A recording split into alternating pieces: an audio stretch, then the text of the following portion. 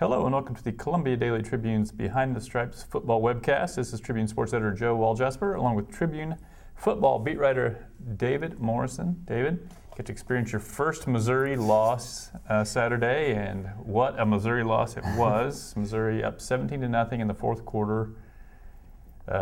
Gives that up in the waning moments of the fourth quarter. Goes into overtime. Looks like they have the game won in the first overtime, then gives up a 15-yard touchdown pass on fourth down.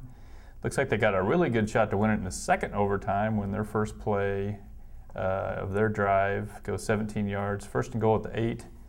They end up settling for what would have been a game-tying 24-yard field goal, which clanks off the left upright, and they lose. So knocks Missouri from the ranks of the unbeaten. Throws a kind of a crimp in their seemingly clear path to the SEC championship game.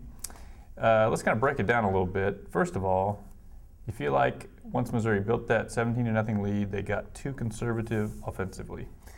I kind of do. I mean, they called plays differently than they did even with Mock against Georgia and Florida. You know, against Georgia, Mock comes in, they're only up by 2, and they're throwing double passes 40 yards down the field. Against Florida, they did much the same thing. When they're holding the lead in the second half, they were still taking shots downfield and everything. But it seemed like once they got that 17-point lead and it got to the fourth quarter, they just pretty much stopped trying to throw downfield. I mean, I think the throw that really kind of spooked him was I think it was like right after Mock completed his last forward pass. Really, there was the screen that went for -3 yards at the end of the game. But after he completed that 29-yarder to Lucas, he tried for Dorial Green-Beckham in the end zone and overthrew him and nearly was picked off by the safety coming over top. And after that, they only called 4 more passes. You know, 2 of them were screens. One of them was Mock rolled out and threw it away, and then the other one, Mock scrambled to set up the potential game-tying field goal.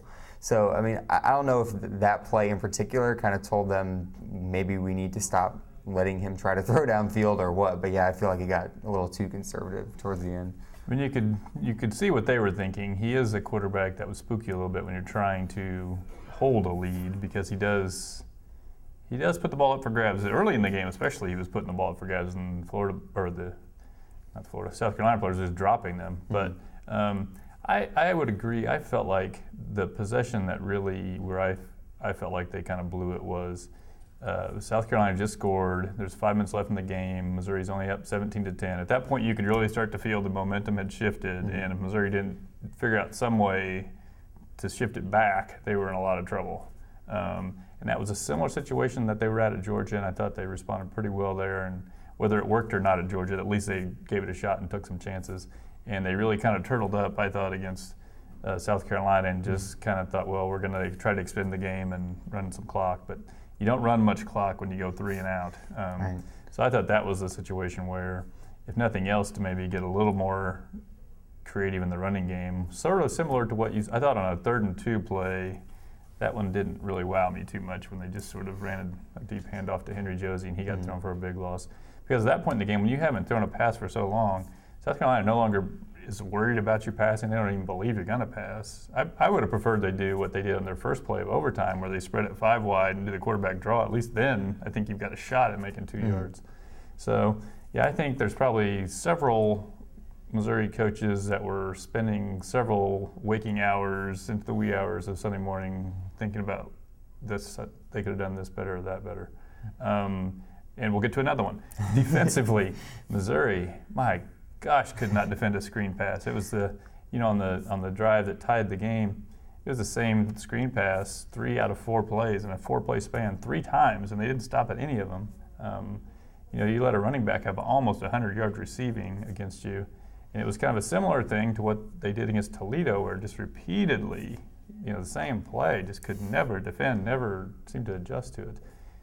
What's the deal with that? And then the second part of this is the play that probably, even more than Andrew Baggett's missed field goal, which would have only tied the game, the play that beat Missouri is letting a 4th and 15 play somehow ending up in man coverage where you got a safety guarding their best wide receiver, and he scores. Yeah. Well, I mean, going into the game, I kind of saw the parallels between David Fluellen, the Toledo back, and Mike Davis, just in that Missouri hadn't really faced a feature back this year besides David Fluellen, and Toledo used him to the hilt. You know, they ran him 17 times, they threw that screen to him, and they ended up doing that with Mike Davis too. You know, they were great on the run defense against Davis. They held him down there, but they kept running that screen. And I think the kind of the pass rushing prowess of Missouri could be a double-edged sword, because you've got all these great speed rushers who just go full bore off the edge and don't really take time to diagnose, you know, and they can just kind of dink and dunk those little screens over them. I mean, I'm not a defensive coordinator. I've never professed to be one, but I feel like that might be the issue here, is just kind of not enough awareness of when that blocker's letting you go, there's probably a reason. You know, it's not just, you know, free hit at the quarterback day.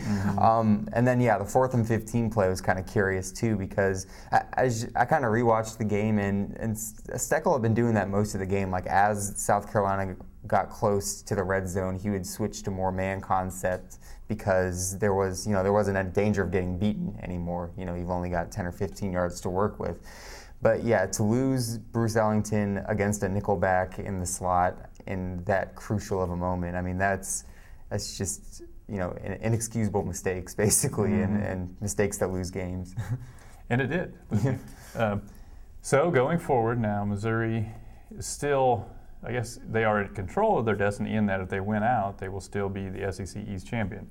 But South Carolina only has 2 SEC games left, very winnable home games against Mississippi State and Florida, while Missouri has Tennessee at home, a game they probably should win, at Kentucky, a game they probably should win, but then kind of some toss-up games at Mississippi and at home against A&M. So it's a lot tougher road for Missouri if it ends up in a 2-way tie with South Carolina atop the division. South Carolina would win it based on head-to-head. So Missouri either needs to win out or hope for a 3-way tie with Georgia involved, in which Missouri could possibly win that. So your thoughts now on, is Missouri still the favorite in the SEC East, and kind of how you see it shaking out? I think actually South Carolina has got to be the favorite now, even though Missouri still got the game up, just because South Carolina's got an easier road than them. Like you said, they've only got Mississippi State and Florida left, which are 2 very winnable games for South Carolina. Whereas, I mean, all 4 of Missouri's games are still winnable. You know, they can still beat all 4 of them. It's just Ole Miss on the road is going to be a real tough order, as is Texas A&M at home. So, I mean, they've got to be really big Florida Gator fans right now, I feel like Missouri does, because... Or Georgia fans. Well, but if Florida can beat South Carolina and Georgia in Jacksonville this week, I mean, that means Georgia and South Carolina have the 3 losses. They can get out of the equation there. And then if Florida and Missouri end up tied with 2 losses, they have the head-to-head. So I feel like they've got to hope for some good play from the Gators down the stretch, and also get some good play of their own. Well, if Georgia were to win out, though, I think that could also work in Missouri's favor. They can still afford to lose 1 game if it's the right 1 game. They can't lose to an SEC East team that way, but they could lose to a West team.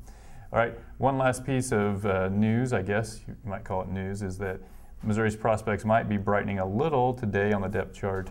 James Franklin listed as questionable. We're not allowed to watch him practice, so we don't quite know what that entails. But if he's able to come back, I think that really changes things, because as well as, you know, I think Matty Mock has done as well as we might reasonably have expected him to do, but it's a much better team with James Franklin. I don't think there's any quarterback controversy. As soon as he's healthy, he's the guy. Right. All right, well, we'll see how it goes this weekend against Tennessee. We'll be back next week to talk about that one, and look forward to Missouri's trip to Kentucky.